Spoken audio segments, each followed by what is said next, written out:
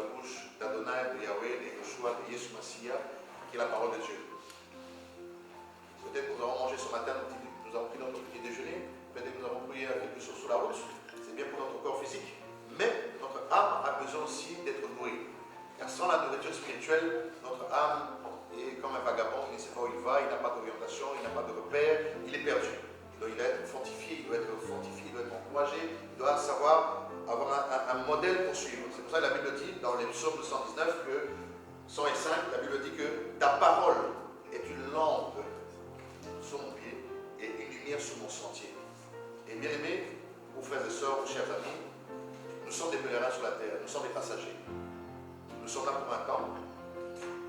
Pas plus tard qu'hier, surtout ces derniers temps en Belgique, à Bruxelles, il y a tellement des deuils, et tellement des départs, des personnes auxquelles je n'aurais pas pu penser. Moi, étant un ancien de Bruxelles, Belgique, j'étais vraiment choqué, bien que je ne devrais pas, parce que je sais que nous sommes là d'une manière passagère, des pèlerins, mais de voir des gens que tu as connus, que tu as côtoyés, du jour au lendemain disparaître comme ça, alors que peut-être d'autres sont plus beaux, plus intelligents, plus riches, avec plus de moyens que moi, et qui partent comme ça. Même pas à 50 ans, même pas à 60 ans, même pas à 70 ans.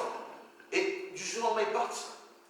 Il n'y a pas longtemps, j'ai participé à un deuil chez une famille pour un ami qui est décédé, dont l'enterrement s'est fait à Kinshasa. Et pas plus tard que hier, on m'apprend que son frère, qui nous a reçus pour le deuil à Woluwe, lui aussi vient de décéder. Et je souhaite encore mes condoléances à toute cette grande famille, Mbaya, pour le frère Didier qui était décédé, qui est retourné, et maintenant c'est Chancel qui est décédé. Un jeune, beau garçon, fort, un garçon qui n'a pas de problème, qui aime le Seigneur aussi, qui aimait puisque maintenant il est parti. Comment on pouvait s'imaginer il y a un mois qu'aujourd'hui il ne serait plus là? Il n'y a même pas un mois et demi, on était dans cette salle ici avec un autre deuil d'une maman avec qui on était dans ce quartier à Zélie, parti aussi. Il n'y a pas longtemps. Donc ce sont que des enterrements qui se suivent. C'est là où moi, cette image, je me suis rendu compte, je réfléchissais, je parlais même avec quelqu'un hier. En fait, aujourd'hui, on n'est plus dans le temps où quelqu'un pouvait mourir à 60 ans, minimum 70, 80, 90 ans. Aujourd'hui, même des jeunes de 20 ans, 15 ans partent, décèdent d'une manière ou d'une autre. 45 ans. Et pourtant, nous savons que dans le temps ancien, les Noé et les autres pouvaient vivre jusqu'à 900 ans, 800 ans, 500 ans. Et quand le mal est rentré dans le monde, ça sera peut-être le sujet d'une prédication, un enseignement un jour, mais juste pour survoler, le péché est tellement rentré. Les abominations, Sodome et Gomorrhe, le déluge, Dieu, à cause du mal que l'homme faisait, Dieu est arrivé même à se poser des questions. Pourquoi est-ce que j'ai créé ces êtres humains si c'est pour chaque fois qu'ils fassent autant de mal?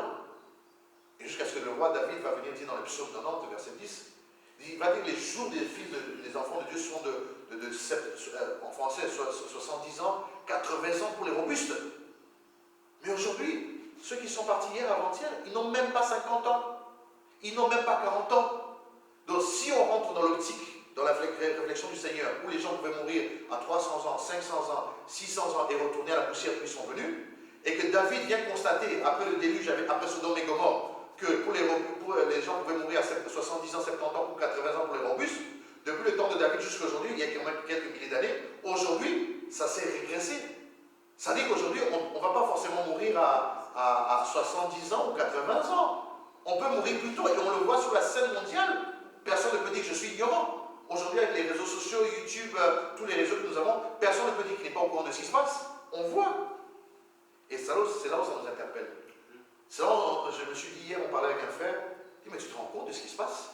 Même moi, là, qui suis enfant de Dieu, parce que j'ai cru au Seigneur, et que je marche par la foi, même moi, je peux partir à tout moment. Mais quand la mort viendrait, moi-même, là, qui parle de la parole, comment est-ce que ça va me trouver? Dans quel état ça va me trouver? Est-ce que j'aurai la rancune? Est-ce que j'aurai la haine? Est-ce que j'aurai la méchanceté? Est-ce que j'aurai l'orgueil? Est-ce que j'aurai la prétention? Est-ce que je serai dans une addiction quelconque? Moi-même, je me suis posé des questions. Parce que la Bible dit de s'examiner soi-même tous les jours, pour savoir si on est encore dans la foi. Parce que parfois, on peut prétendre que quand on est dans la foi, on va à l'église, on prêche, on exhorte, ça dit qu'on est déjà qualifié. Non! C'est une course, on est en train de marcher vers un but. Voilà pourquoi l'apôtre Paul pouvait dire que je traite durement mon corps, de peur qu'après avoir prêché aux autres, que moi-même je puisse accéder. Paul connaissait les réalités. La grâce, c'est une belle chose, mais peut être trompeuse aussi, si on ne fait pas attention. On peut être séduit par nous-mêmes aussi. Et c'est pour ça que la Bible dit de s'examiner tous les jours, pour savoir si si nous sommes encore dans la foi, c'est-à-dire dans la parole, dans la doctrine, dans le saint, dans l'évangile. Parce qu'on est tellement environné de choses qui se passent autour de nous.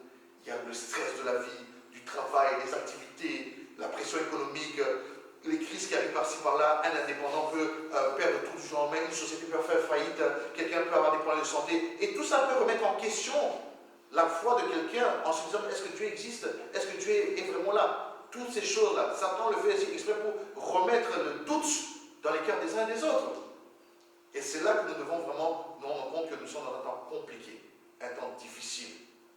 Parce qu'au-delà de tout ça, la Bible dit dans Hébreux 11, 1er, la définition de la foi, mais dans le verset plus bas, là, verset 6, que moi j'aime beaucoup, qui retient toujours mon attention. La Bible dit que, or, sans la foi, il est impossible de lui être agréable. Car il faut que celui qui s'approche de Dieu croit d'abord qu'il existe et qu'il est le rémunérateur de ceux qu'il recherche. Mais dans le mot rémunérateur, là, il ne faut pas toujours le prendre toujours dans le côté financier, parce qu'on a toujours retenu, c'est lui qui va financer mes activités, mes projets et tout ça. Non, il est la solution à ma vie terrestre. C'est-à-dire que c'est lui qui a la solution dans ma problème de santé, dans ma problème de famille, dans mon problème de foyer, dans le problème de mes enfants. C'est-à-dire que quand je m'approche de lui, je dois croire que c'est lui d'abord qui est la solution. D'abord qu'il existe, premièrement, mais après qu'il est la solution. Et si Jésus est la solution, c'est fantastique, c'est merveilleux. Et c'est là où Satan maintenant essaye maintenant de retirer simplement l'aspect de la foi. Parce que s'il touche à la foi, il nous déstabilise.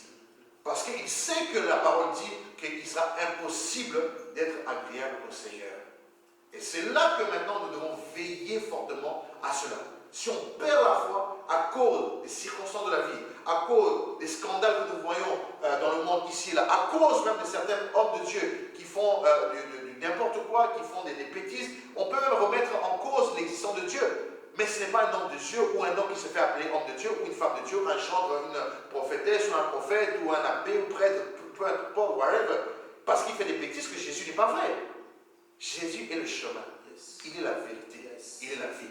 C'est le seul qui a été dans les régions inférieures, retiré, reprendre les clés. Et c'est le seul qui est sorti du tombeau. C'est le seul qui est monté auprès du Père, aller présenter l'offrande du sang, du sacrifice le plus agréable, le plus luxueux, le plus beau qu'il pouvait donner. Parce que dans le temps, aucun sacrifice ne pouvait ôter, qui pouvait enlever, qui pouvait donner la vie. Voilà pourquoi Jean-Baptiste, Marie qui connaissait la Torah, Marie qui connaissait les prophètes, il a reconnu que j'ai étudié la Torah. Je connais Moïse, je connais Élie, je connais Élisée, je connais tous les autres. Mais aucun n'est capable, comme c'était un homme spirituel, il a dit voici l'avenir de Dieu. De tous les prophètes que j'ai connus, moi-même étant prophète, il va dire voici l'avenir de Dieu qui ôte les péchés du monde. Parce qu'à l'époque, les péchés ne pouvaient être que couverts. Au jour de Yom Kippour, une fois dans l'année, dans les fêtes en Israël là-bas, le grand prêtre sacrificateur devait aller lui-même apporter l'offrande. Mais ça ne couvrait que ses propres péchés et le péché du peuple. Mais Jean-Baptiste, un homme spirituel, puisque Jésus lui-même, son cousin, a dit qu'il n'y a pas plus grand prophète que lui. Comme ils étaient tous des hommes spirituels, ils se lisaient spirituellement. Et cela, il présente à ses disciples pour dire qu'il faut que je m'efface, qu'ils prennent la place. Et nous sommes une génération de Jean-Baptiste aujourd'hui. Nous ne voulons pas que nous faire voir. Aujourd'hui, on utilise simplement les caméras, tout ça, pour passer un message. Mais nous voulons élever le roi de rois. Nous voulons glorifier, que nous puissions nous effacer, mais que le Seigneur Jésus-Christ puisse apparaître. Parce que le psaume 24 nous dit, porte, élevez vos linteaux, afin que le roi de gloire fasse son entrée. Nous voulons que le roi de gloire fasse son entrée dans nos vies, dans nos cœurs. Que ce soit moi, que ce soit un frère avec qui je collabore, que je travaillerai. Nous ne sommes pas là pour nous faire voir. C'est pour que le Seigneur Jésus-Christ soit élevé. Parce qu'aujourd'hui, je vous parle, peut-être que demain, vous allez entendre que je retourne à la poussière d'où je suis venu. Est-ce que c'est pour autant que la vie s'arrête? Est-ce que c'est pour autant que le Seigneur n'existe pas? Le Seigneur existera et continuera à exister. Parce qu'il est l'alpha, il est l'oméga. Il est le commencement, il est la fin. Il est la majuscule et le point final. À part lui, il n'y en a pas un autre. Voilà pourquoi les apôtres ont constaté. Et ils ont dit, Pierre a dit, il n'y a sous le ciel aucun autre nom. Vous voyez que Pierre n'avait jamais entendu parler de la Torah. Vous voyez qu'il n'avait jamais entendu parler de Moïse et des prophètes et les autres. Il avait certainement entendu parler parce qu'il y avait une synagogue autour d'eux. Et à cette époque-là, la parole se partageait aussi. Mais Pierre a constaté, non, Nayoka, Namona. Mais là, c'est une autre dimension.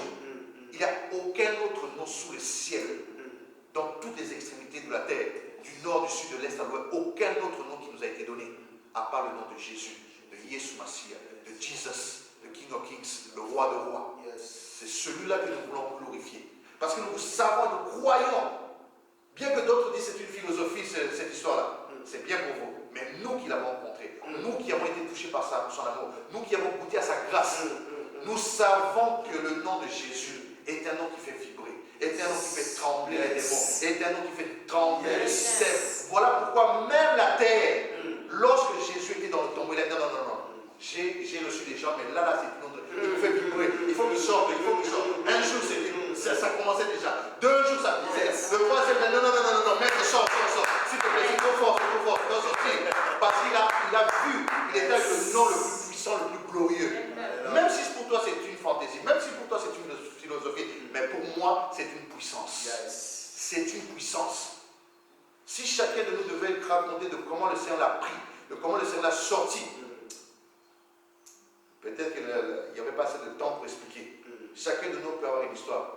Donc c'est pour nous inviter, nous interpeller à comprendre que, en parlant de ce que je disais tout à l'heure, nous sommes en train de partir les uns et les autres. Chacun à son tour.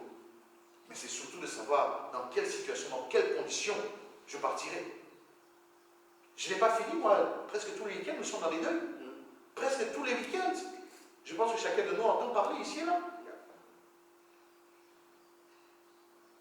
Voilà pourquoi je crois que Dieu a un peuple, un reste qui veut sauver. Mais comme notre Dieu n'est pas un Dieu égoïste, c'est un Dieu collaborateur. Il veut collaborer avec ses enfants. Il veut collaborer avec les uns et les autres. Donc, moi et les autres. Et c'est pour ça que j'aimerais partager sur ça, parce que j'en parle, mais ça me fait sourire au cœur, parce que ça me concerne personnellement. Puisque je devrais être une des bases que le Seigneur a tirées depuis le sein de ma mère. Lorsque j'étais qu'il masse informe, il me connaissait, il m'avait choisi, il m'avait déjà établi. Mais moi, je fouillais. Comme j'ai dit dans ma vidéo de présentation, le Seigneur m'a dit d'aller à Ninive. Moi, j'ai voulu aller à Tarsis, à l'opposé. Mais je ne savais pas qu'il y avait un Jonas, il y avait une baleine qui allait apparaître quelque part. La baleine là peut représenter les problèmes. La baleine peut représenter des situations compliquées. La baleine peut représenter des blocages que tu ne vois pas. Mais moi, je suis intelligent. J'ai les moyens. Je dis, mais comment ça se fait que les choses ne tournent pas rond? C'est là où tu commences à comprendre si tu es spirituel. Non, il y a un problème. Il y a une baleine là qui est en train de s'approcher. Je sens son mouvement, bien qu'il ne m'a pas encore avalé, mais la baleine est tellement grosse, même sa façon de bouger dans la mer, dont les vagues commencent à venir. Et ces vagues là, tu commences à les sentir. Tu commences à sentir, il y a quelque chose qui arrive. Il y a un problème, je sens qu'il y a quelque chose qui ne va pas. Et tu dis ça, tu dis, Seigneur. Donc, cette histoire de Jonas, c'est pas fini. Donc, nous aussi, nous faisons partie de ça. Parce qu'il n'a pas changé. Il est le même hier, aujourd'hui et éternellement. Et sa parole est véritable. J'aime beaucoup ça, parce que même Jean va dire dans Apocalypse 19, verset 12, 13, 14 là-bas, il dit que celui qui est fidèle et véritable, celui qui est monté sur le cheval blanc, c'est celui-là qu'on appelle la parole de Dieu. Et qui est fidèle sur la terre, à part le Seigneur? Personne d'autre. Donc celui qui est fidèle, il s'appelle la parole de Dieu. Le pain de vie, dans la manne cachée que le peuple d'Israël a mangé dans le désert, c'est ce pain-là qui est venu du ciel, qui est venu sur la terre pour que nous puissions manger. Et ce pain de vie-là, c'est la parole de Dieu. Voilà pourquoi l'apôtre Jean ne pouvait pas contredire ce qu'il avait déjà dit. Donc il ne fait que confirmer parce que c'est le même esprit qui opère en tout et en tous. Et c'est cette parole-là que nous avons besoin pour nous fortifier, pour nous restaurer, pour vraiment avoir une indication, une boussole pour savoir aller à Canaan. Parce que nous sommes en train de marcher. Nous sommes en train de marcher, nous sommes en train d'aller vers Canaan. Et vers Canaan, là, il y aura des obstacles dans le désert. Il y aura des situations. Et comme le Seigneur a un peuple à Bruxelles, là où nous sommes établis, là où il nous a envoyés, nous croyons que c'était seulement pour travailler, nous croyons que c'était seulement pour les études, alors que non, c'était aussi pour parler à ce peuple-là. Pour que ce peuple-là sache que Dieu existe. Même si le système démoniaque et satanique est en train de faire croire que Dieu n'existe pas en sortant des films, des documentaires, pour pervertir les gens, pour faire croire que Dieu n'existe pas, ou bien c'est une philosophie, ou que c'était un polygame avec plusieurs femmes et tout ça, qu'il était avec des maris, des Magdalene et tout ça. C'est faux. Nous savons que c'est faux. Et la Bible confirme cela parce que dans 1 Jean chapitre 5, verset 19, la Bible dit que vous savez que Dieu existe. Il dit que, je le prends ici, 1 Jean chapitre 5. J'ai donné pas mal de versets, mais j'aimerais bien quand même le lire. 1 Jean chapitre 5, verset 19. Si quelqu'un a le verset, il peut le lire librement.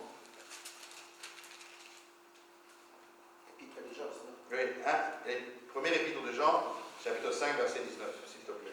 Je dis au nom de Jésus. Amen. Nous savons que nous sommes des dieux et que le monde entier est sous la puissance du mal. Amen. Verset 20. Verset 20. Mais nous savons aussi que le Fils de Dieu est venu, nous a donné l'intelligence pour connaître le vrai Dieu. Et nous sommes unis au vrai Dieu si nous sommes unis à son Fils Jésus-Christ, c'est lui qui est le vrai Dieu et la vie éternelle. Alléluia. Quel passage merveilleux. J'aime ça. Alléluia. Jean, l'apôtre Jean, notre bien-aimé Jean, est en train de nous présenter la situation du monde. Parce qu'il sait que dans Ézéchiel chapitre 28 et Ésaïe 14, il y a eu la chute de Satan. Et lorsqu'il y a eu la chute de Satan, Dieu l'a dégagé de sa présence. Parce que la pureté est rentrée, Dieu est tellement saint. Le Saint des Saints ne pouvait pas garder autour de lui une impureté pareille. Dieu l'a dégagé et l'a chassé sur la terre. Et Jean va venir le confirmer. Il va dire que nous savons que nous sommes de Dieu. Nous savons, puisque nous sommes réunis ici, avec vous qui nous suivez, que nous sommes de Dieu. Nous le reconnaissons pour ceux qui l'ont accepté comme Seigneur et Sauveur. Mais le monde entier est sous la puissance du malin. Dans le monde, le globe et l'univers, tout ça est sous la puissance du malin. Alléluia. Mais, ce que j'aime bien, comme le frère l'a lu dans le verset 20, nous savons. Oui, nous le savons, c'est bien. Yes. Mais nous savons aussi autre chose. Nous savons que Satan existe, qui domine, mais nous savons aussi autre chose.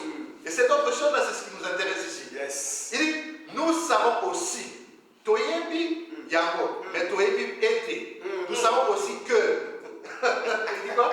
Le Fils de Dieu est venu et qu'il nous a donné l'intelligence pour connaître le véritable. Et nous sommes dans le véritable en son Fils Jésus-Christ. C'est lui qui est le Dieu véritable et la vie éternelle. Donc, il y a plusieurs mots à retenir ici. Il dit, nous savons aussi que le Fils de Dieu est venu. Alléluia. Nous savons aussi que le Fils de Dieu est venu. La parole, la Bible dit, Jean lui-même dans Jean chapitre 1er, dit que la parole s'est faite chair. Elle est venue parmi les siens. Et le même apôtre Jean, sur l'île de Patmos, reçoit la révélation sur l'Apocalypse 6. C'est l'action de ôter le voile. C'est le même Jean qui va dire ce qu'il avait déjà dit dans les 4 évangiles, dans son évangile de Jean. Et il va dire ici, nous savons que le Fils de Dieu est venu. La parole s'est faite chair. C'est lui Jean qui l'avait dit. Et il dit, et qu'il nous a donné l'intelligence pour connaître le véritable. Puisque les pharisiens, ceux qui étaient dans la Torah, ne voyaient que l'ombre, mais ne voyaient pas la réalité. Mais Jean est venu nous révéler la réalité. Il dit que oui, vous les pharisiens, vous ceux qui étaient dans cette nation, vous savez que Dieu est venu, vous savez qu'il nous a envoyé le Fils, mais il n'est pas venu simplement pour venir, mais il est venu pour nous donner l'intelligence pour connaître le véritable. Parce que pour eux c'était Moïse, pour eux c'était un autre qui devait venir, peut-être sur un cheval spécifique. Ils ne s'attendaient pas que c'est le simple fils du charpentier qui allait venir avec toute la simplicité pour rentrer avec, sous la naisse, rentrer pour être glorifié. Ils ne s'attendaient pas à ça. Ils se disaient, non, selon la Torah, selon Moïse, notre roi doit venir d'une manière spectaculaire et extraordinaire. Alors que Dieu est toujours dans la simplicité. Notre Seigneur, c'est un Dieu tellement simple. Jusqu'au moment où, vous allez voir que dans Gethsemane, lorsque les soldats romains sont venus pour l'arrêter, il a fallu que Judas leur dise, ils disent à Judas que celui à qui tu donneras le saint baiser, c'est celui-là que nous saurons que c'est Jésus. Ça veut dire que dans la nuit, dans un grand parc, ça c'est une parenthèse, et puis je reviens à mon texte ici, pendant la nuit, dans un grand parc, imaginez qu'il n'y a personne. Il n'y a que Jésus et les 12. Ça fait 13. Moins un, Judas qui était parti en mission, il reste 12. Donc quand ils reviennent avec les soldats, ils sont de leur côté, Jésus et les apôtres sont là-bas. Ça veut dire qu'ils n'arrivent même pas à identifier ce Jésus qui était avec eux tous les jours dans les places publiques, à la synagogue, ici et là. Tellement Jésus était simple, était effacé. Ça veut dire que même à cause de son accoutrement, on aurait pu dire, ça peut être lui. Mais Jésus passait tellement inaperçu. La Bible dit dans Ésaïe 53, il n'avait rien pour attirer les regards. Il était tellement simple. Donc même pendant la nuit, à 12, les Romains ne pouvaient même pas l'identifier. Il a fallu que Judas vienne lui donner un baiser. Ah, dans c'est Judas qui donne le baiser, c'est lui. C'est la parenthèse pour dire que notre évangile est un évangile où Jésus, notre maître, est un modèle tellement simple. Il n'est pas complet, il n'est pas compliqué. Voilà pourquoi nous sommes dans un temps aussi, dans cette génération, des Jean-Baptiste, cette nouvelle génération qui va appeler le Seigneur, ou qui sert le Seigneur. On doit rentrer aussi dans cette simplicité.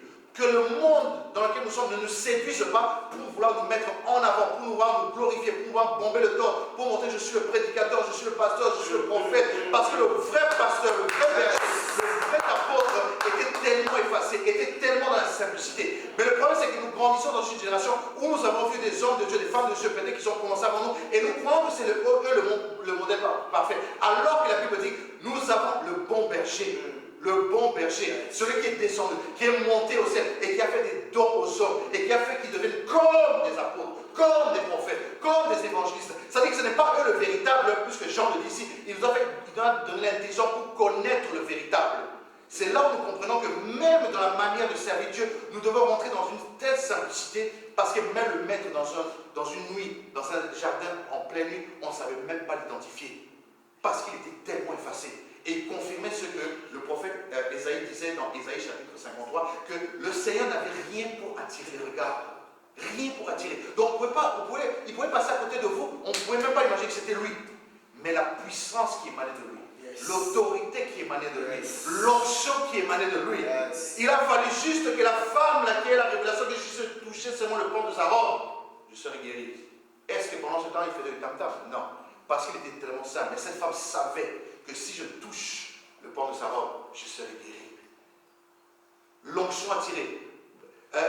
Bartimée, je pense. L'aveugle.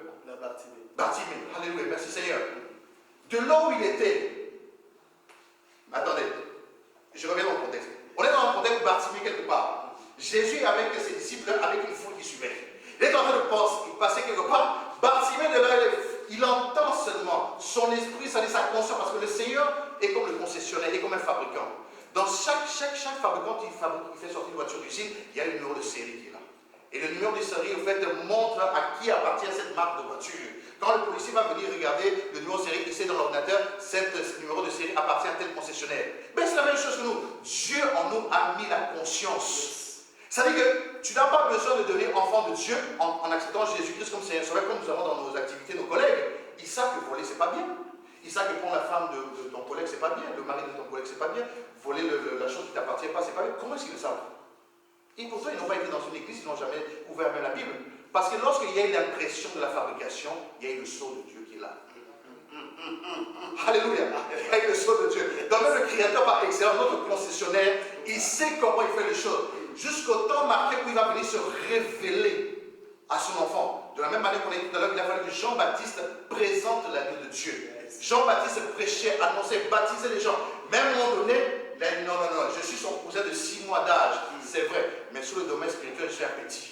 Donc je dois reconnaître là, il y a le Yemel là, le ML, donc celui que j'ai toujours appelé, lui il se rappelle bien, je l'appelle toujours MM, le mot pas au côté. Il y a des faux qui ont compris qu'ils étaient mon pauvre. Non, il y a un vrai mon pauvre côté. Qui existe, c'est Jésus, c'est Jésus Messie. Jean-Baptiste a dit non, je ne suis même pas digne de délier de ses souliers. Parce qu'il a compris que non, ce n'est plus moi, mais c'est lui. Voilà pourquoi l'apôtre Paul va se manger, il a dit, ce n'est plus moi qui vis, mais c'est lui qui vit. Parce qu'à l'époque de Jean-Baptiste, Jésus-Christ était là physiquement. Il a reconnu ça. Mais à l'époque de Paul, Saul de Tarse, quand il a rencontré, le Seigneur l'a rencontré sur le chemin de Damas, comme une lumière qui a jailli, qui est venue le bouleverser, il n'a pas été avec Jésus physiquement, mais l'Esprit de Jésus, qui a été envoyé le jour de la Pentecôte. Rappelez-vous, le jour de la Pentecôte, ça dit que Jésus est sorti du tombeau, comme on a dit tout à l'heure. La terre, la matière a dit non. Le premier jour, ok. Le deuxième jour, ça commence avec. Le troisième, il a dit non, s'il te plaît, tu es trop puissant pour sortir de ma terre. Je te supporte puissant. Tu es trop puissant, sors. Et c'est là que cet esprit-là, Jésus-Christ, après le troisième jour, le jour de la résurrection, le troisième jour, il apparaît pendant 40 jours à plus de 500 de ses disciples. Et après, il fait le dernier repas avec eux, il s'assied avec eux, et avant l'ascension, avant de monter au ciel, il dit à Pierre de paître ses brebis s'il est bien réellement. Vous connaissez l'épisode qui a été dans Jean chapitre 21 là-bas. Et il leur dit, allez vous réunir dans la chambre haute. Je reviens à ce que je disais, et ce passage aussi. Et dans 10 jours, je vous donne un rendez-vous. C'était un rendez-vous divin. J'ai été avec vous, j'ai marché avec vous, j'ai fait des miracles, vous avez vu tout ça. Mais vous aussi, vous devrez faire plus que moi. Mais pour ça, je dois vous équiper. Alléluia. Le Seigneur monte. Il va auprès du Père. Père, tu m'as envoyé en mission, j'ai accepté. J'ai fait ce que je devais faire. Voici le sacrifice, l'agneau. Voici le sang versé à la croix. Parce que le sang des animaux ne pouvait pas ôter. Le jour de Yom Kippour, le grand sacrificateur devait aller dans le sein des saints, il ne pouvait rien faire. C'était pour ses propres péchés, pour le peuple. Mais là, je t'amène mon sang, ton fils, pour ce peuple-là. Qu'est-ce qui se passe après le 10e jour? Vous avez déjà vu Star Wars, c'est les films scientifiques. Ça, c'est les faux bruits. Ça. Il y a un bruit. Il y a bruit et bruit. Alléluia. Celui que le prophète Joël avait dit que donc, après cela, je reprendrai de mon esprit sur toute chair. Il leur donne rendez-vous à la chambre haute. 10 jours après, les 40 jours qu'il a passé. Donc le 50e jour qu'on appelle le jour de jubilé. Et ce jour-là, l'effusion du Saint-Esprit vient sur eux, remplis de Saint-Esprit, de force et de puissance. Au point même que ceux qui étaient avec eux autour d'eux se disaient, mais est-ce que ces gens sont ivres à 9h du matin? Est-ce qu'à 9h du matin, on peut être ivre comme ça? Or que le Seigneur avait déjà la vision des nations. Chacun d'eux a reçu la flamme de feu, le Saint-Esprit descendu. Ils ont commencé à parler en diverses langues de manière à ce que même les touristes qui étaient là-bas ont commencé à entendre les oracles de Dieu dans leur langue natale. Tu dis, mais c'est quoi cette histoire? C'est ma langue. Comment est-ce qu'il parle ma langue? C'est un villageois, un pêcheur, un villageois. Comment est-ce qu'il connaît ma langue? Mais là, ce n'était plus la même personne. C'était un homme transformé, un homme rempli d'onction, un homme rempli de puissance, un homme rempli de capacités surnaturelles. Voilà pourquoi Paul va dire que ce n'est plus moi qui vis, mais c'est Christ qui vit en moi. Et voilà pourquoi j'ouvrais cette parenthèse par rapport à la mission que nous avons en tant que frères, hommes, femmes de Dieu, de comprendre que le modèle parfait que nous avons, ce n'est pas ceux que nous voyons ici et là dans les médias, sur les réseaux, ici et là. Je ne dis pas que tout le monde est mauvais, mais certains gardent quand même cette pensée pieuse que le Seigneur avait de faire les choses dans la simplicité. On n'a pas besoin d'être dans l'extravagance. On n'a pas besoin de se bomber le torse. On n'a pas besoin de montrer que je suis l'homme de Dieu, je suis la femme de Dieu, je suis le prophète, la prophète, tout ça. Parce que le modèle que tu suis, le modèle que tu utilises comme sous-bassement pour pouvoir prêcher la parole, c'est Jésus. Et Jésus, dans sa parole, Ésaïe a dit, il n'avait rien pour attirer les regards. De la même manière, dans Gethsemane, on n'a même pas pu l'identifier si ce n'était que le baiser de Judas qui a pu montrer aux soldats romains, c'était lui qu'il fallait arrêter. Donc, montrons maintenant au peuple une autre façon de servir Dieu, une autre manière de présenter l'agneau. Parce que Jean-Baptiste a été élevé au rang des plus grands, parce que Jésus a dit, il n'y a pas plus grand prophète que lui. Donc, Tomiko Saté, il faut lire mon robe parce que nous sommes que des pèlerins. Comme je disais au début ici, il y a des amis qui sont décédés il y a 1 mois, 3 semaines. Hier, il y a un autre ami, Chancel Maya, qui est décédé. Son grand frère venait de décéder 1 mois. Ils sont partis à qui l'enterrer. Maintenant, c'est son tour encore hier. C'est un garçon tellement. C'est une crème, un gentil garçon. Là, c'est 5 enfants, une grande famille. Il nous avait reçus à Wolu la fois passée, il y a 1 mois passé. Et aujourd'hui, hier, c'est lui. Donc, ça dit que on ne décède plus à 70 ans. On ne décède plus à 80 ans, 90 ans. On peut décéder jeune. On peut partir à 40 ans. On peut partir à 30 ans. Alléluia. Donc, c'est ça que je veux dire. Et Jean va dire ici, il nous a donné l'intelligence pour connaître le véritable. Et nous sommes dans le véritable en son Fils Jésus-Christ. Parce que certainement, à l'époque, il y avait des débats entre, mais il suffit du charpentier là, est-ce que vraiment lui peut être vraiment le Messie envoyé? Est-ce que vraiment c'est de lui que Moïse a parlé? Parce que Moïse, dans Deutéronome 18, va dire ceci. Parce que les gens pensent que Moïse n'a jamais parlé de lui. Mais comme c'était l'ombre, les gens ne comprenaient pas le langage. Deutéronome chapitre 18, verset 15.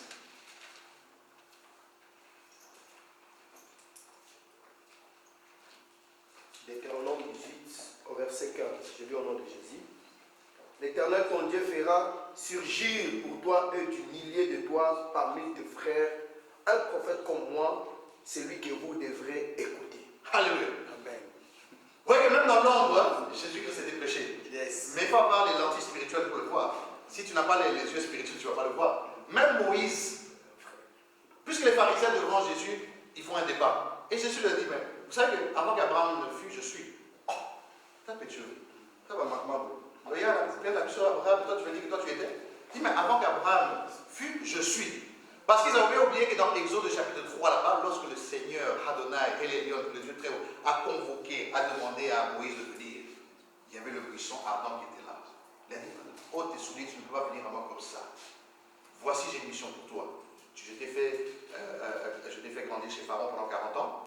J'ai permis que tu puisses, parce que c'est moi qui suis l'auteur de toutes choses, c'est moi qui crée le pouvoir et le pouvoir. Tu as tué ce soldat parce que tu as voulu défendre tes frères là-bas. Cette fuite-là, c'est moi qui ai permis que tu es dans les déserts pour te briser, pour te changer, parce que tu étais tellement pharaonisé avec le système babylonien, pharaonisé avec la croyance des cultes de Pharaon, toutes ces choses-là, parce que la Bible dit que Moïse a été initié à la sagesse égyptienne, de la sorcellerie, la magie, il l'a connue. Le Seigneur maintenant devait le restaurer, lui donner la forme qu'il fallait pendant 40 ans dans le désert. Et c'est là qu'il rencontre pour s'établir dans le désert là-bas sa femme Séphora, qui était la fille de Jéthro. Et c'est là que le Seigneur travaille Moïse. Et un jour, dans son ministère, dans son rendez-vous divin, Moïse se retrouve devant le buisson ardent.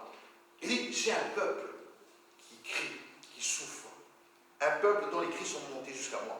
J'ai besoin d'aller le délivrer. C'est comme Bruxelles aujourd'hui, comme on a prié tout à l'heure là. Il y a un peuple qui sauve en Belgique. Il y a un peuple qui sauve à Zélik. Il y a un peuple qui sauve à Bruxelles. Et Dieu nous suscite son armée pour pouvoir faire un travail, pour les ramener, pour les délivrer.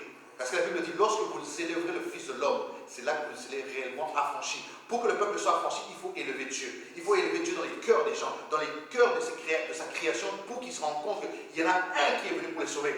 Dieu parle à Moïse, dit, ôte tes souliers d'abord. Attends, tu ne peux pas venir à moi comme ça. D'abord, ôte tes souliers, viens proprement. Il s'avance, il enlève les souliers, il dit que j'ai un peuple qui souffre. Mais j'ai besoin d'aller les délivrer. Mais comme je ne suis pas égoïste, j'aime collaborer avec les miens, je vais t'envoyer toi en mission, je vais t'équiper. Moi, le moindre de tous, avec quoi? Ce grand monsieur Pharaon que moi j'ai connu, j'ai grandi dans sa maison, avec la puissance, l'autorité, qu'est-ce que je vais faire? Dis donc, tu es en train de me minimiser, moi le créateur, le Seigneur qui te dit que va en mission là-bas. Il fait le test, il met ta main dans ta tunique là-bas. Il met sa main et il retire. Changement de fréquence. Oh, dis tu vois le bateau qui était par terre là-bas. Il devient savoir, il dit bon, reprends-le par le pied. Il prend, il fait un bâton. Il dit voici ton bâton de commandement. Je t'envoie en mission, c'est moi. Mais va leur dire, celui qui suit t'envoie. Il leur dit, celui qui suit t'envoie. Rappelons-nous que la Bible, avant d'être traduite en français, en lingala, en anglais, tout cela, c'est un livre hébraïque. Et en hébreu, il n'y a pas l'auxiliaire être, il n'y a pas l'auxiliaire avoir. Donc quand il dit celui qui suit, c'est déjà l'identité même de Dieu. Le je suis t'envoie. C'est-à-dire que moi-même, Yémé, je te dis d'y aller parce que c'est moi Dieu. Donc quand tu iras devant les noms des dieux, des pharaons, des statues et tout ça, ils ont des noms. Mais tu leur diras celui qui suit t'a envoyé. Voilà pourquoi Moïse s'est levé. Dieu lui a donné un compagnon, son frère Aaron, ils sont partis et Dieu a délivré son peuple d'une manière spectaculaire. Alléluia. Et c'est là que Jean nous dit ici, on va lire 1 Jean chapitre 5, verset 20. Ce passage il est tellement fort. Parce que rappelez-vous, la Bible dit, voilà, 1 Jean chapitre 5, verset 20. Le frère avait lu le verset 19 qui disait, nous savons que nous sommes de Dieu, mais le monde entier est sous la puissance du malin. Ok, c'est bien, nous le savons. Mais, ce que je veux avec le Seigneur, il y a tous les changements de fréquence. Je sais ceci, mais il y a cela. Il y a des problèmes, mais il y a la solution. Il y a des tremblements, mais il y a aussi quelque chose. Jean dit, nous savons que nous sommes de Dieu, mais la puissance, le monde entier est sous la puissance du malin. Nous savons aussi. Donc, c'est bien de le dire, mais nous savons aussi que le Fils de Dieu est venu, la parole s'est faite chair, et qui nous a donné l'intelligence pour connaître le véritable. C'est pour ça que Jésus, devant les pharisiens, qui lui disait, mais qui es-tu toi, le fils du charpentier, tu te permets de me parler comme ça, et tu dis que celui, avant qu'Abraham soit, je suis. Alors qu'ils ne comprenaient pas qu'ils les avaient ramenés dans Exode chapitre 3, dont on va parler tout de suite là. Et c'est là que Jean dit, comme ils ont l'intelligence obscurcie, parce que l'apôtre Paul a dit, certains ne comprennent pas la parole de Dieu parce qu'ils ont l'intelligence obscurcie. Donc c'est Maïl et la parole qui est commis mouindo, de façon à comprendre le thé. Voilà pourquoi lui-même, dans l'apôtre Paul, aux épîtres aux Romains, il va dire, soyez transformés par le renouvellement de l'intelligence afin que vous discerniez quelle est la volonté d'abord de Dieu. Premièrement, il faut discerner quelle est la volonté de Dieu dans ma vie, pourquoi je suis sur la terre, pourquoi je fais ci, pourquoi ça, quelle est sa volonté dans tout ce que je vais entreprendre. Et deuxièmement, que je discerne quelle est la volonté de Dieu et ce qui est bon, ce qui est agréable et ce qui est parfait. Et c'est ça qui sera de votre part un culte raisonnable. Voilà pourquoi Jean, son bien-aimé, son frère Jean va dire, il nous a donné l'intelligence pour connaître le véritable. Et nous sommes dans le véritable, son Fils Jésus-Christ. Parce que si Dieu ne te renouvelle pas l'intelligence, tu vas lire la Bible comme ça du matin au soir pendant des mois et des années, tu ne vas pas voir Jésus-Christ partout. Mais nous qui avons été renouvelés par l'intelligence, quand nous allons chez Abraham là-bas, chez Moïse là-bas, nous voyons Jésus. Quand nous voyons dans Deutéronome, nous voyons Jésus. Quand nous voyons Gédéon, nous voyons Jésus. Quand nous voyons Élie, nous voyons Jésus. Quand nous voyons Élisée, nous voyons Jésus. Parce que notre intelligence a été renouvelée par le Saint-Esprit. Car sans le Saint-Esprit, c'est impossible de le comprendre. Alors il dit, c'est lui qui est le Dieu véritable et la vie éternelle. Ça choque. Beaucoup, quand ils entendent ça, ils disent c'est pas possible. Mais Jean est en train de confirmer. C'est lui qui est le Dieu véritable et la vie éternelle. Donc si tu veux avoir la vie après la mort, c'est par lui qu'il faut passer. Voilà pourquoi il dit, il y a un seul nom qui nous a été donné sous le ciel. Il n'y en a pas un autre, il n'y en a pas deux, il n'y en a pas trois. Tout chemin mène à Rome, mais tout chemin ne mène pas au ciel. Un seul chemin, le Seigneur Jésus-Christ, qui est le chemin, qui est la vérité et qui est la vie. Alléluia. Et il dit, c'est lui qui est le Dieu véritable. Et nous savons que dans d'autres communautés, d'autres conversions, quand vous avez dit de Jésus, le fils de Joseph, le charpentier, le fils de Marie, ne peut pas être Dieu. Dieu ne peut pas venir dans le ventre d'une femme et puis venir comme ça. On l'accepte comme prophète, on accepte tout ça. Mais il ne peut pas être Dieu. Et la Bible dit, pour nous qui sommes sauvés, vous ne croyez pas. Parce que vous dites que l'évangile est absurde et bête. Ok, il n'y a pas de souci. C'est vrai que Paul dit que pour nous qui sommes sauvés, l'évangile est une puissance. Parce que la prédication de la croix est une folie pour ceux qui périssent. Donc ça veut dire que vous, qui croyez que c'est une folie, vous périssez. Mais nous qui sommes sauvés parce que nous croyons en lui, c'est une puissance pour nous. Voilà pourquoi Jean dit qu'il nous a donné l'intelligence pour connaître le véritable et nous sommes dans le véritable en son Fils Jésus-Christ, Yoshua, Yeshua Mashiach, Jesus, toutes les traductions dans la langue dans laquelle vous pouvez vous trouver à l'aise, vous le citez dans cette langue-là. Ce n'est pas un problème. Alléluia. Alors, il est quelle heure s'il te plaît? 15. 15, hein? Ok. J'avais prévu de parler d'autre chose, mais je ne sais pas pourquoi j'ai été conduit à parler de ça, et pourtant je voulais parler d'autre chose. On se laisse conduire par le Saint-Esprit. Yes. Je vais laisser ça pour la prochaine fois, si Dieu me permet. Donc voilà. Et c'est pour ça que nous voulons vraiment prier pour que, en fait, Dieu vraiment nous a mis à cœur de pouvoir nous lever, nous tenir la brèche pour ce pays. Parce que les temps sont difficiles, les temps sont compliqués. C'est vrai, nous travaillons, nous allons dans nos activités respectives. Même moi, je travaille, j'ai une famille, comme tout le monde ici. Chacun a ses obligations, ses occupations. Mais Satan est tellement malin qu'il a réussi parfois à nous faire sortir du focus, de l'essentiel, du salut, de la vie éternelle. Parce que, une fois, je participais à une réunion des pasteurs en 2000, quand on était de l'autre côté là-bas, et j'allais à une réunion pastorale. Et quand on était à cette réunion, à un moment donné, les responsables de ce mouvement disaient aux frères pasteurs du pays que Dieu vous a quand même fait grâce, comme nous tous aussi, chacun à son niveau, de venir vous établir en Belgique, en Europe. Vous avez des papiers, vous avez eu un travail, vous avez eu une assise financière, vous avez eu tout ça. Mais c'est pour que vous puissiez venir apporter la flamme de la parole de Dieu auprès de ceux qui sont en Occident, qui ont rejeté le Seigneur.